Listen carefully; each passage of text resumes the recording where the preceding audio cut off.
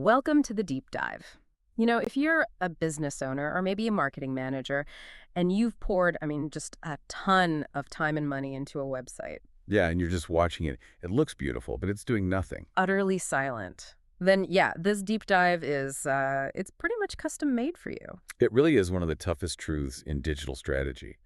The, the vast majority of business websites just aren't sales tools. They're expensive digital brochures. hmm Or sometimes even worse, they're actively pushing customers away. And the sources we're digging into today, they all point to the same thing. It's not the code, right? It's the strategy. Almost never the code. It's all foundational strategy. Okay, so let's unpack that. Let's get right to the core symptoms of a failure. Before we even talk about how to fix it, what does a broken strategy actually look like? Well, the guide we're looking at gives us four really critical indicators. And the first one is, it's very visual. It's the beautiful but empty site. I've seen so many of these. We all have. A huge effort goes into the design, the branding is perfect, but zero conversions. It's a piece of art without a purpose. And that leads right into the second one, which Yeah. is traffic without results. Mhm. You might be running ads, getting people to the site, but I don't know, they look around for a second and they're gone. That's the definition of just burning your marketing budget. Yeah, exactly. And number three is this. It's a bit more insidious. It's outdated messaging. And you don't just mean old blog posts here. No, not at all. It means your main message, your core copy, is stale. Or, and this is the most common one, it only talks about your features, your company. It doesn't talk about the benefit or the transformation the customer gets Which just pushes people away. immediately. And that brings us to the last one, the big strategic mistake. Brochure thinking. So treating it like a pamphlet you just hand out. Precisely. It's Yeah. this passive information dumps that you felt like you had to have instead of what it should be. Your number one, 4/7 salesperson. When you put all four of those together, you really see the pattern, don't you? It's all about presentation over performance. Exactly. Self-focus over customer guidance. So, as you're listening to this, think about your own site for a second. Which one of those four sounds maybe a little too familiar? Is it the beautiful but empty one? Or are you getting that traffic that just vanishes? Let us know what you're seeing in the comments below. Now let's jump into the first major fix. Okay, so this is mistake number one, Okay. and it's probably the biggest. It's the failure to communicate a clear value proposition. Right, the 5-second rule. I love this concept. It's non-negotiable. If a visitor lands on your homepage and can't figure out three things What you do, who you do it for, and what's in it for them. in 5 seconds or less, they're gone. You've lost them. And you see the symptoms of this everywhere. These generic headlines like, welcome to our website. Ugh, the worst. Or industry-leading solutions. What does that even mean? It means nothing. There's no immediate benefit, no reason to stick around. It's just vague. Total confusion. So how do you fix it? The guide is pretty clear on this. You have to lead with a promise. A crystal clear promise. And it has to be about the transformation you provide, not just a list of your services. And then, crucially, you add that little subheadline underneath with some proof, right? Some credibility. Yes, to build that instant trust. And the results from this one change alone they're pretty phenomenal. There was one project in the guide that focused only on this clarity. They added a clear headline, put a call to action right up top, Above the fold. above the fold, and did a quick mobile-first design tweak. The result, a verified 42% increase in leads In 30 days. in just 30 days. 42% is. That's a massive number. It just proves that the right words in the right place matter so much more than fancy graphics. It eliminates that cognitive load. The example they used was perfect. Yeah. We help local businesses get found fast. See, that's it. It's simple. It tells you the transformation getting found and the differentiator fast. It's specific. It It's hits a real better. pain point. Okay, but here's the real world question. How do you stop a client, or even yourself as a business owner, from just wanting it to look pretty? How do you sell them on clarity over graphics? You show them the data, you show them numbers like that 42%, and you tell them that the fastest way to look professional is to be clear. Because if a customer doesn't get the value, they won't stick around long enough to even see your beautiful design. The headline is your elevator pitch. That makes perfect sense. And that clarity leads us right into mistake number 2, which is poor user experience, or UX. Because once that promise is clear, the very next thing that will frustrate a customer is the website itself. Absolutely. A confusing website is it's like walking into a messy store.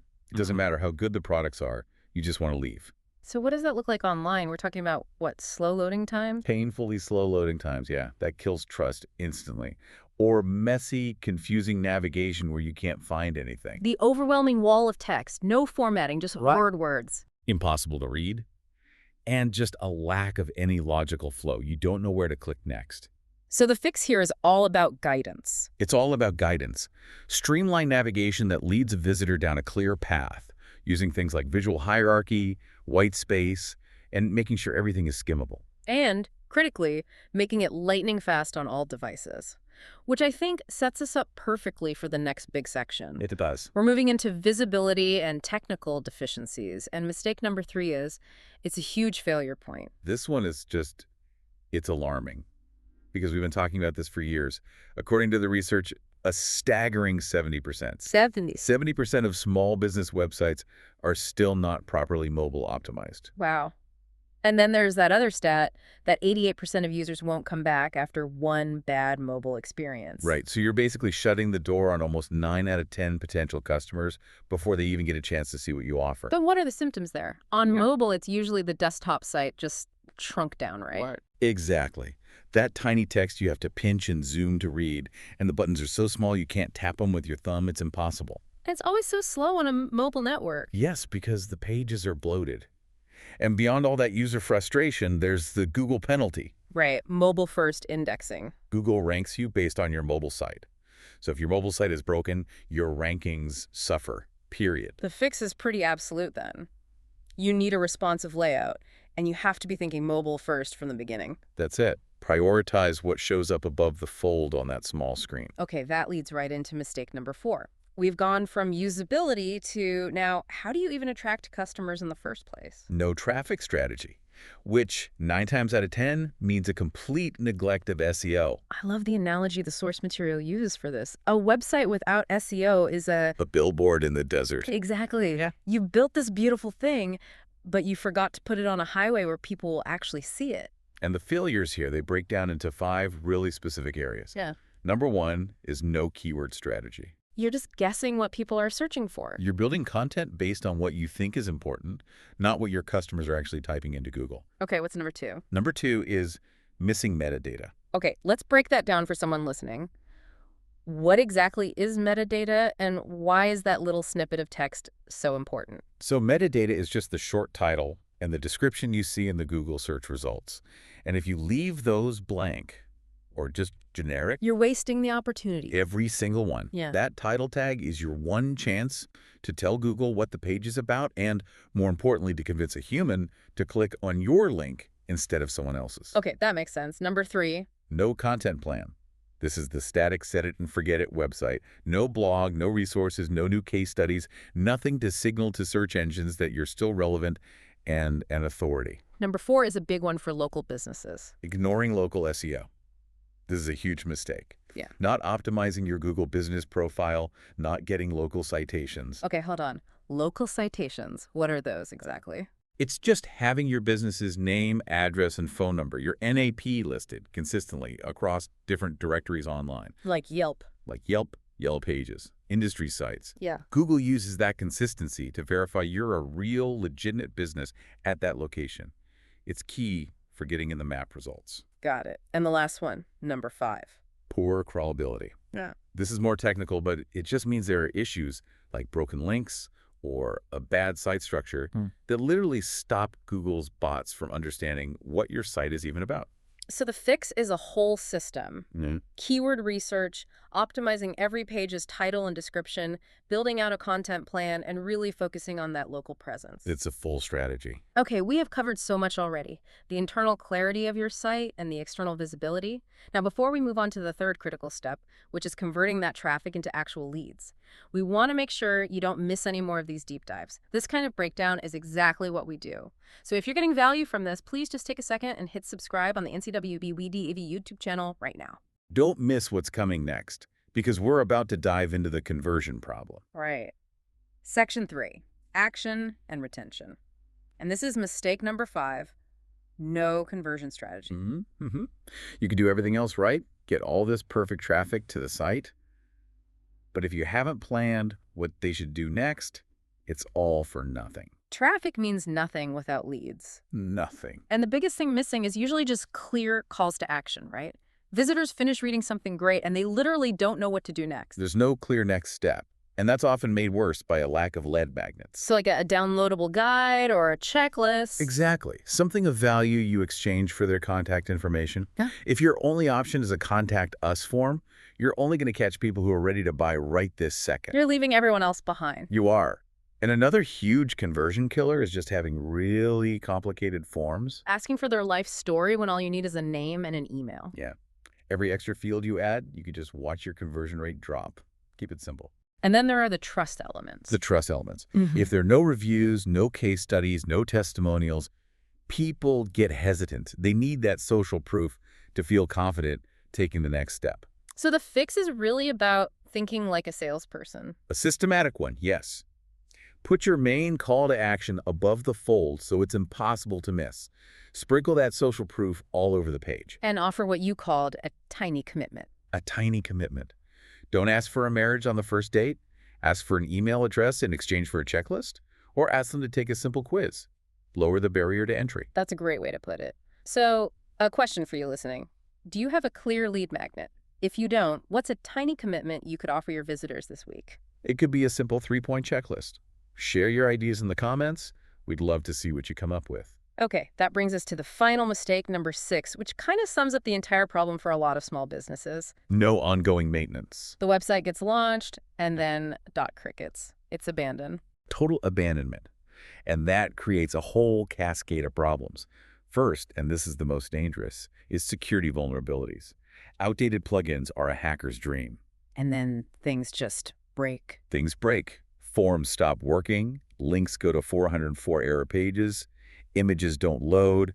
Every single one of those little things just shatters the trust you're trying to build. And the site actually gets slower over time, doesn't it? It does. That's performance decay. And while your site is getting slower and breaking down, your competitors are constantly updating and optimizing. So your visibility starts to decline. You're standing still while they're moving forward. So what's the one metric a business owner should be checking every week? Not just traffic, but something really actionable. Beyond just making sure it's secure, they need to be checking the conversion rate on their main calls to action and their site speed score, especially on mobile. So the fix is just continuous improvement. It's a living thing. Monthly security checks, quarterly content reviews, regular backups, and performance audits. You have to treat it like an asset. Okay, so if we put all of that together, we get what you call the winning formula. Yes, the 5-point system to turn a website from a liability into your best salesperson. Okay, let's run through them. Number 1 is? A clear value proposition. Make sure they get it in 5 seconds. Number 2. Clean user experience paired with a mobile-first design. Make it seamless and fast everywhere. 3. A high-intent SEO strategy, so you attract qualified traffic that's actually ready to buy. 4 is a big one. Conversion optimization built in. Every single element on the page should guide the visitor toward one specific action. And finally, number 5. Ongoing maintenance and analytics to keep it secure, fast, and constantly improving based on what real users are doing. And the big takeaway here really is that it's the system that matters. That's the difference maker. Most websites don't fail because the business is bad. They fail because the strategy is missing. This kind of systematic approach is what turns a site from just a brochure into your #1 salesperson. That's the goal. And your next step, if you're listening, should be to diagnose your own situation right now. And to help you do that, we've put together a free resource. It's the Website Audit Checklist Guide. It walks you through scoring your site based on all 6 of these mistakes. We want you to start making these fixes this week. So, and this is crucial, the pinned comment right below this deep dive has a direct link to download that free Website Audit Checklist Guide. Grab it tonight, score your own website. And please don't forget to hit subscribe on the NCWBB YouTube channel for more breakdowns just like this one. Okay, so here's a final thought to leave you with. On a scale of 1 to 10, what is your website's performance score right now? And how quickly could implementing just one of these fixes, like just clarifying your headline, shift it from brochure to salesperson? Start there.